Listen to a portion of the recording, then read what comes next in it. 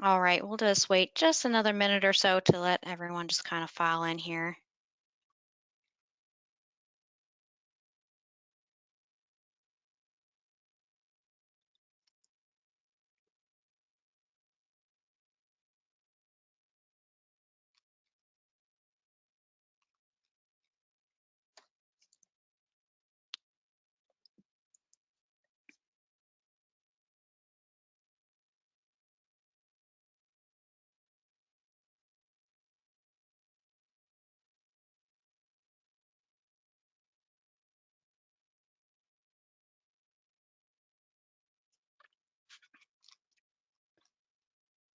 All right, let's go ahead and get started.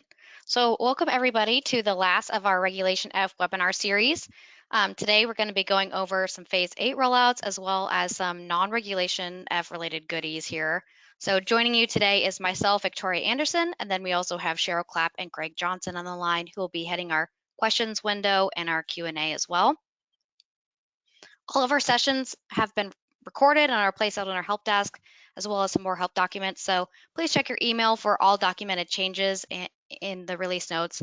But if you're not finding what you need or you're not getting release notes, please reach out to support by submitting a ticket so they can help you out.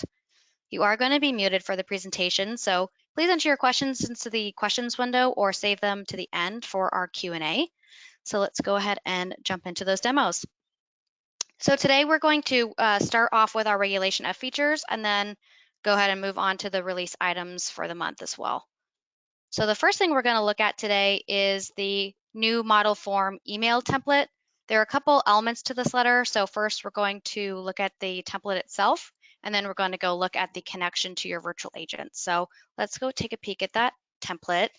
We're going to go to Setup, Emails, and Profiles. And you all will have this as well here. So it's this one here, sample underscore validation underscore notice. We're going to click onto that. And you'll notice a bunch of HTML here, but if you keep scrolling, there is this preview section, and this should look pretty familiar. It's very, very similar to the hard copy letter version we have as well, with all the itemization information in here. And it's just in more a cylindrical layout to best fit an email. But what I really want to highlight here in this letter is a section here called How Do You Want to Respond? Because there are some embedded links here which are going to be or can be connected to your virtual agent, right? So we have, you can have your consumers view their details about the original creditor. They can click one of these links to go make a payment, and they can also click one of these links to start a dispute. So let's go ahead and click on these because I'll show you what it looks like when your consumer clicks on an email and it redirects you to their virtual agent. So we're going to click on this first one here, disputes. Okay, and you'll notice that I have been redirected to virtual agent here. And what's really cool about this is you'll notice that I didn't start at the beginning. I actually started at the applicable spot here. So this is where in my standard kind of VA setup here, it is bringing me to the beginning of my dispute workflow here. So to have this, it does require some setup in the virtual agent. So let's go transition over to the virtual agent setup, and we're going to go to the editor there to take a peek at what it looks like to get this type of thing set up. So I'm actually going to log back out here and log in.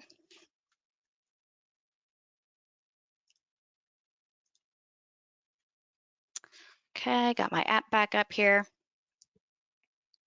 And to see the setup, we're going to go to virtual agent and then view editor. And what I'm going to show you are some new starting nodes. So if you remember, there are three links there, and each of them has their own new starting node here that we can set up for you. So this one up here, they're all lime green. This is the very start.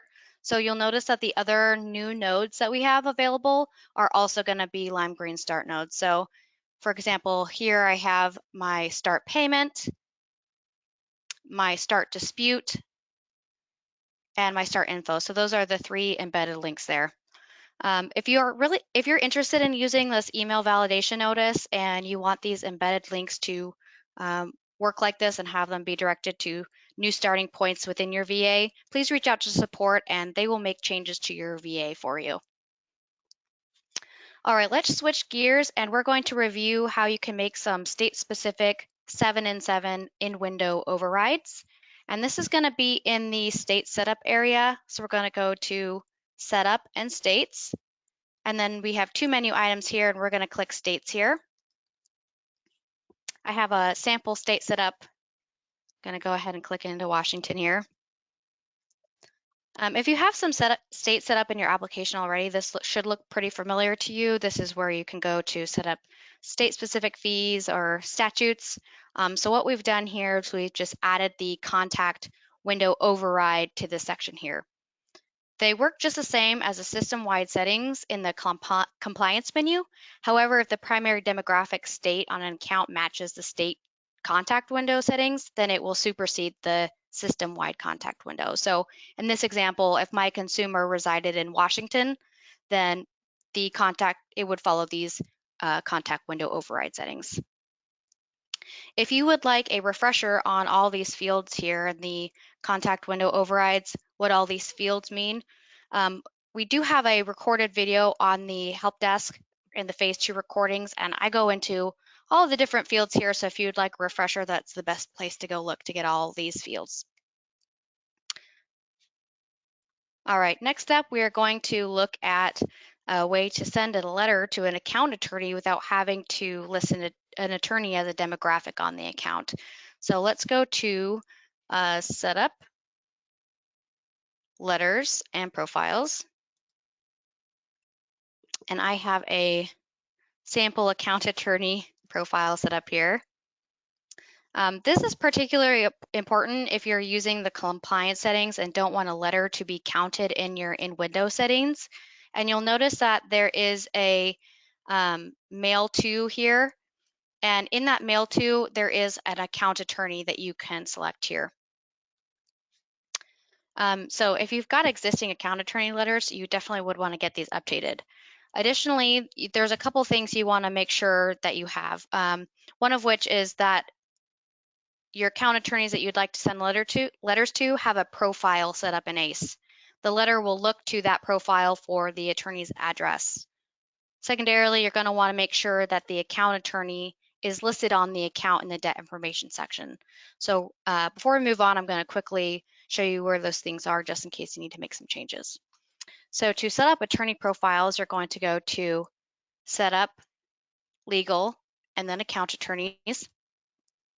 And here's where you can find all your profiles, and you can see we have addresses here where the letter will be looking to send.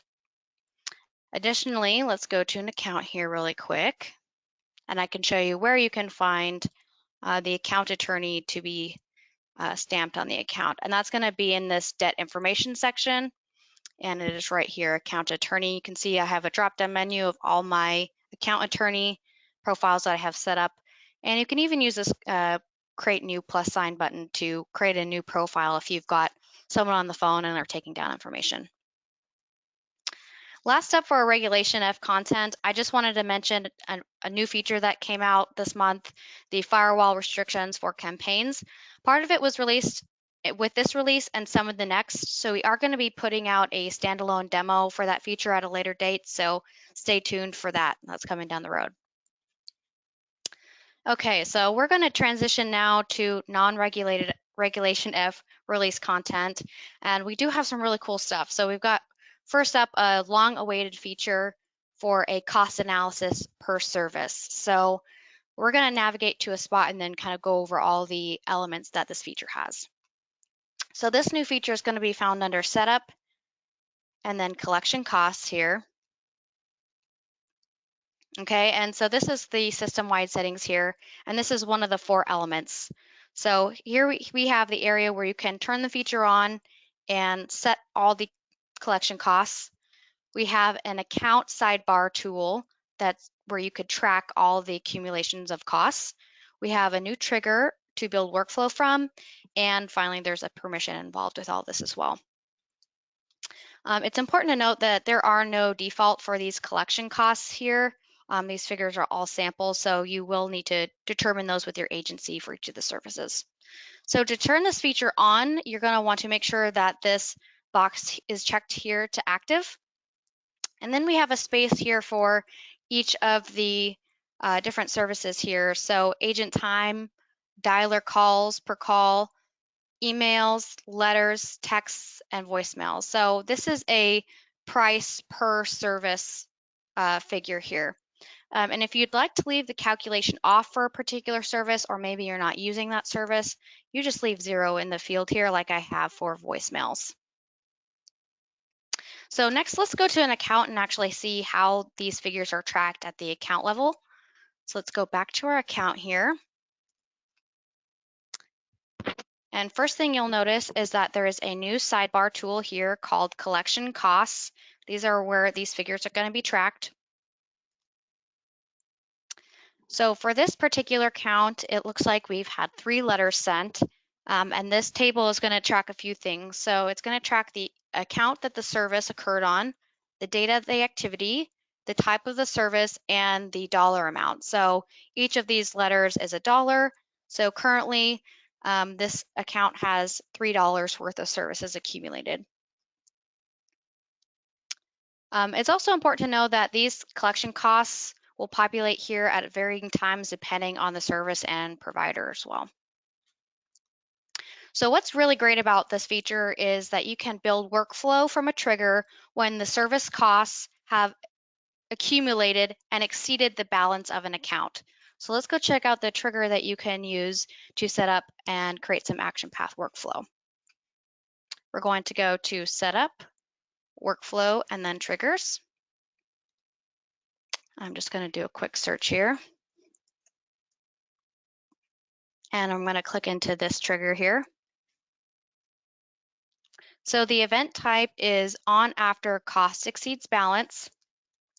And the idea with this trigger is that you could create a workflow to execute, such as stopping all services, or maybe even sending the account to management for review or canceling the account if the services that have accumulated costs exceeds the current balance of the account is the idea behind this.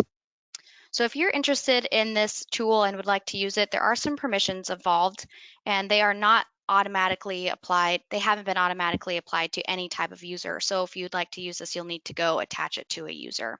So we're going to go to a admin profile, check that out, set up users profiles. Let's go to an admin here.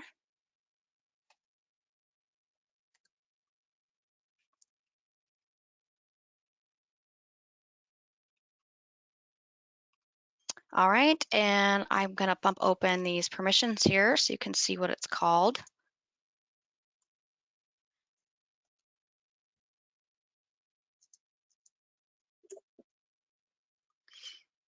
All right, so it is this one right here, manage collection costs.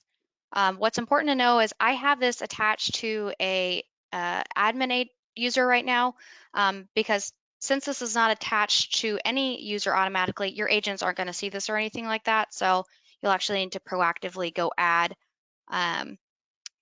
this permission rule to anyone who you'd like to see the sidebar and things like that.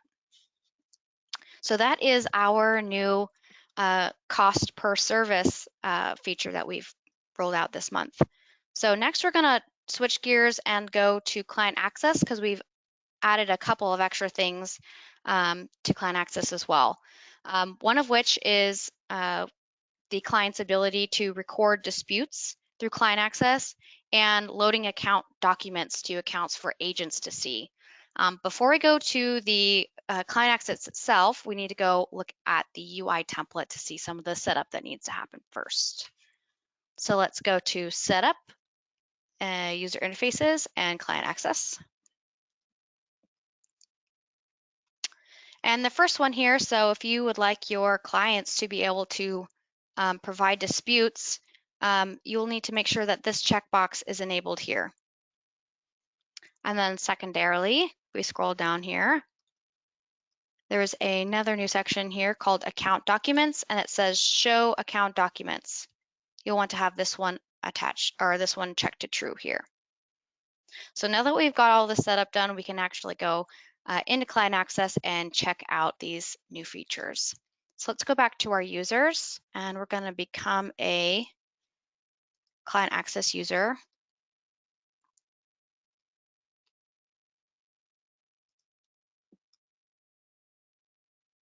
All right, let's go check out that dispute tool first. I'm going to search an account.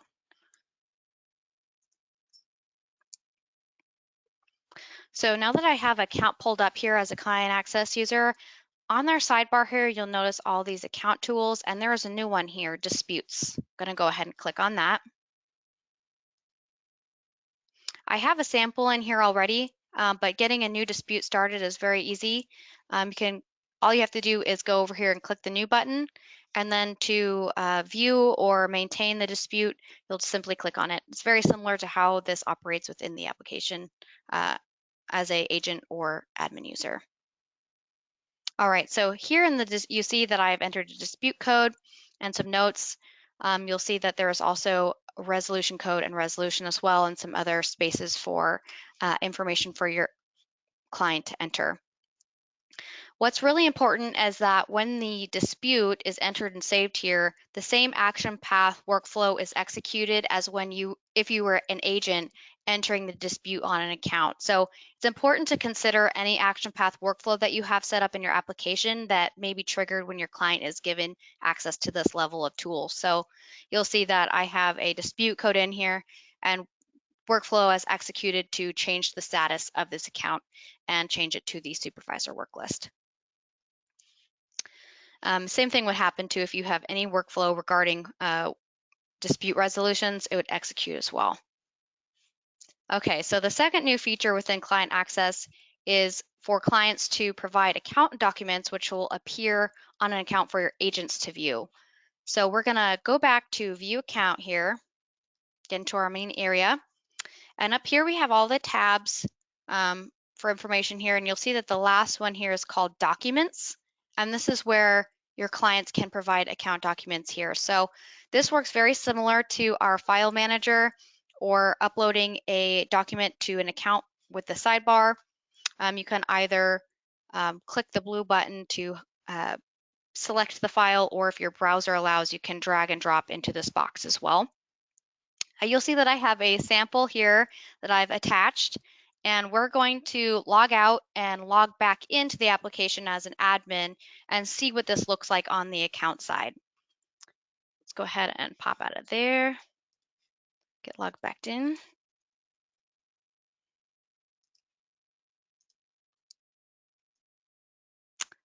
All right, let's get back to our account here.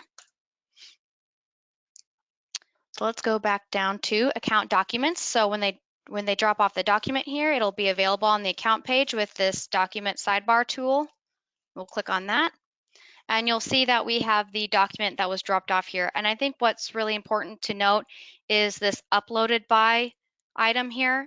You can see that it has been uploaded by a client, and I think that will be very important to note when you are viewing accounts from an agent. All right, so that is all the new client access tools that we have now. So we are going to kind of keep along the same road and go look at some other document management tools that we've added as well. And that's going to be within File Manager. So let's go to Utilities and File Manager.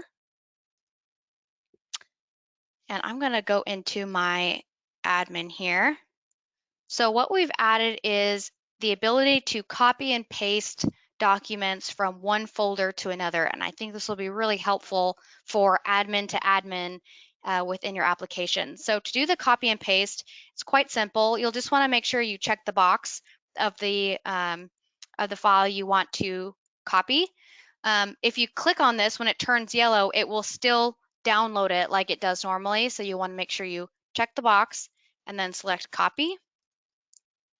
And the page refresh, and you can see there's a new button here now, paste. So now I can go to another file here. So let's go to a sample admin, for example, click paste. And there we have it. Now our other admin has this file. Okay, so we're going to go look at a new ETL loader next. And so let's go to pop over to that area. We're going to go to Accounts, ETL Import, and Profiles. And here I have a sample letter type loader. So this is basically just a new load method for letters. And the primary use case for this loader is the ability to load mail return data associated with a specific letter that was sent out of ACE. So the benefit of using this loader type over an account update load method, for example, is that this will update the letter log data and the data that is stored with the actual letter that was sent and returned. So this is especially useful for accounts with multiple demographics and addresses, and it will be really great for creating workflow after the letter log has been updated to trigger things such as what should happen after a mail return and things of that nature. What's important to note about this loader is that it is not intended to load letters into the log. This loader is intended for updating letters which already exist in the log. And we have one more tidbit in regard to letters, since we've made so many new additions to mail returns over the last few months. It might be helpful to add a mail return status here to the summary section. I'm going to go to an account that has a mail return. Here, let's go to this guy. And you'll notice here in this section, I have a few helpful hints here. So bundle, last validation notice sent date, last letter, and mail return reason. So you can see that this mail return reason is forwarding address.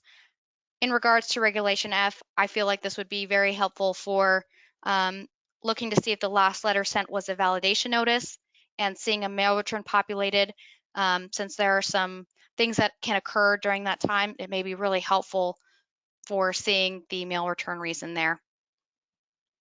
And that is actually all the content that I have for you today. And this is actually our last scheduled Regulation F webinar. However, we do plan on doing some quarterly live webinars to do demonstration of new tools and give you the opportunity to ask us questions on the spot. And we also plan on doing some more recorded how-to setups to coincide with our release notes.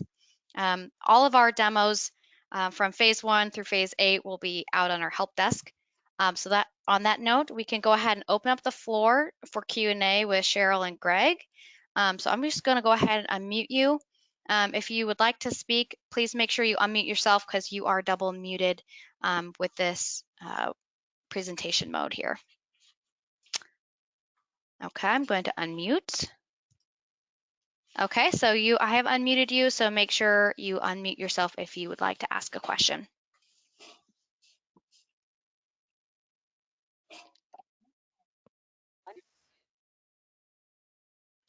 I'd love to share some feedback on one of the tools, and the tools look great. I really appreciate the sample for the HTML version of the validation notice. We are on a campaign to increase our emails, so that will be helpful. The cost analysis, I love that we'll be able to use that in the future once we determine, what cost to put in there. But I just wanted to share one thing to think about.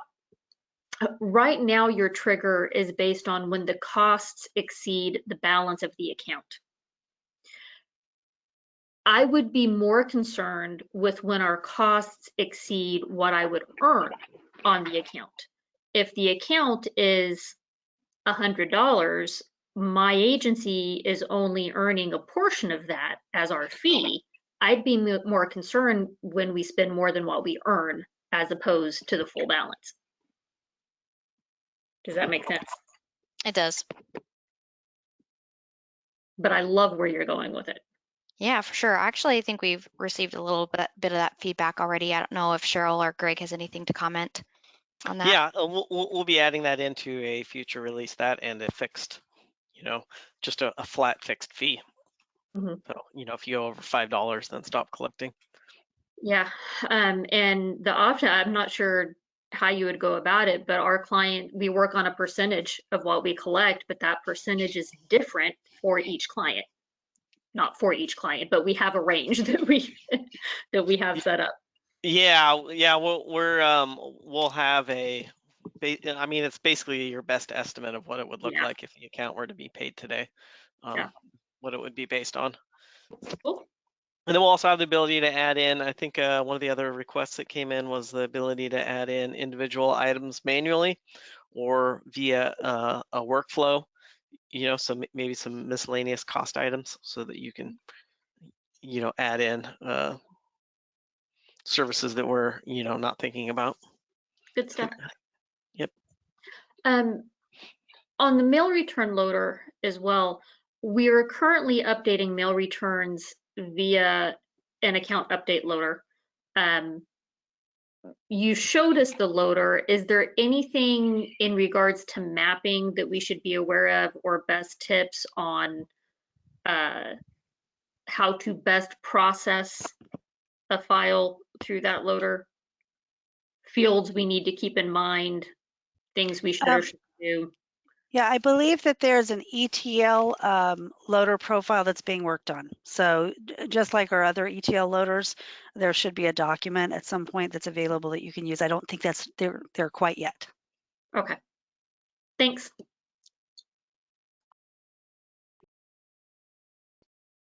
Great Yep. questions. Just a word of caution on that too. It is highly vendor dependent, so it kind of depends upon what the vendor is sending back in those status files. Understood. Yeah, one thing you might be mindful of, and I think that this will probably be visible when you see the ETL document, but in order to load that detail back, right? The piece of information, the letter identifier needs to go to the vendor and also be returned by the vendor, right?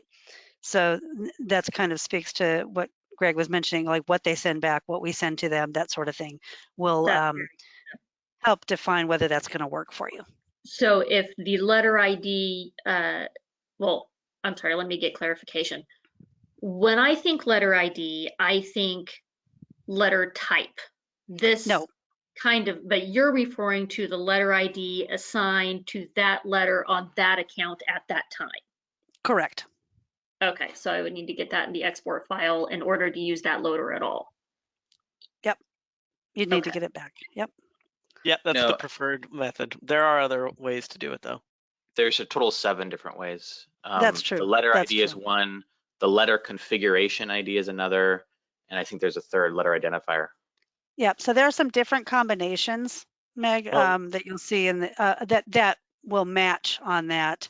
But with it, for accuracy of mapping, it would be the letter identifier. Okay. So I was also told that right now, if we get a mail return on the validation letter, that it doesn't automatically update the validation return date. We need to put that into our loader to specifically map a date to the validation return date when that happens. You had said to hold off on doing that because we're going to release this new loader. Does this new loader automatically set that date? it should be automatically setting it today. I'm not sure where you got Okay. that information. If there's a mail return set on an address, and there was a validation notice that's out there, it will automatically set the validation return date. Well, I think the point is that if the system doesn't know which letter the mail return is associated with. So I could be sending out our third notice and we get a mail return on that one, it would still set the validation return date, even though it wasn't the validation letter I just sent. Is that what you're saying, Cheryl? Well, no, that's what I was asking. Greg, is that what you were? No, it doesn't, it does its best guess on, it assumes basically that if you send a validation notice out, you're not sending any other mail out. So if it's within that 30-day window, then and it gets returned, it's gonna stamp the validation notice return date. Okay, so to clarify, if the validation send date is January 1st, and we get a mail return for any reason on any letter within 30 days of January 1st, then it will set the validation return date. It should, yes. That's, again, it's the best match. So ideally, right, we'd get that file with the exact letter that returned from the from your letter provider, or you can manually go in there and set the status of Or that letter. in my loader that I'm currently doing, I can say if letter type is XYZ, then put this date in the validation return.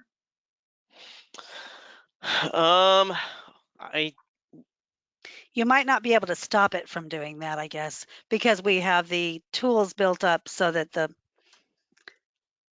to be safest, right now.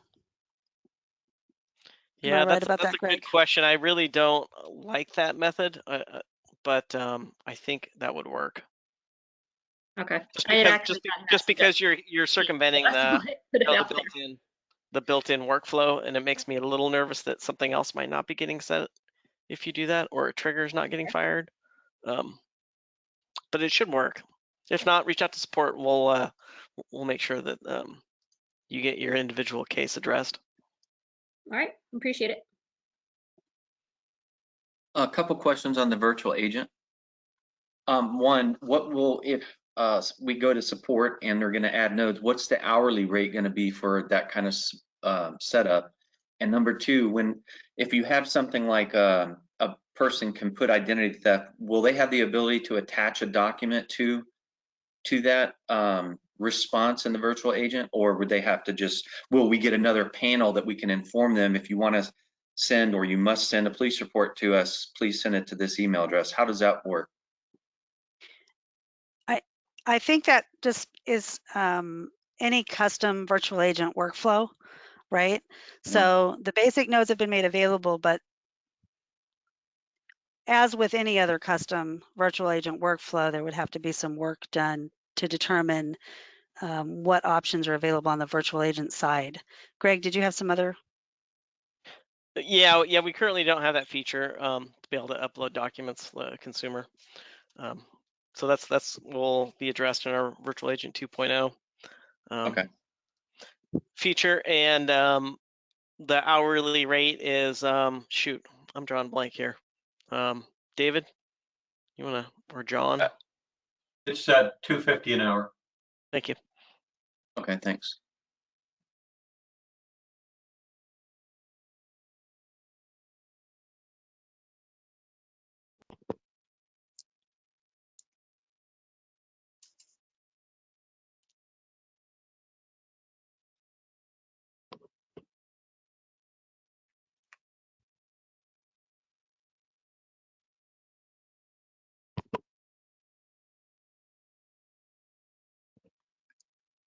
All right, any more questions? We've had some really good ones so far.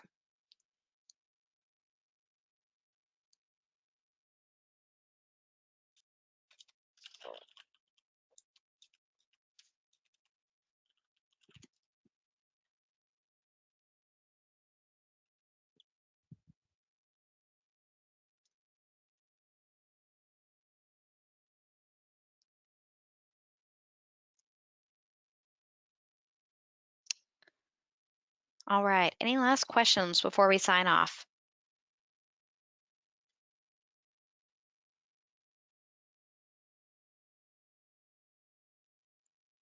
All right, well, if there are no more questions, we're just gonna go ahead and conclude our last webinar here.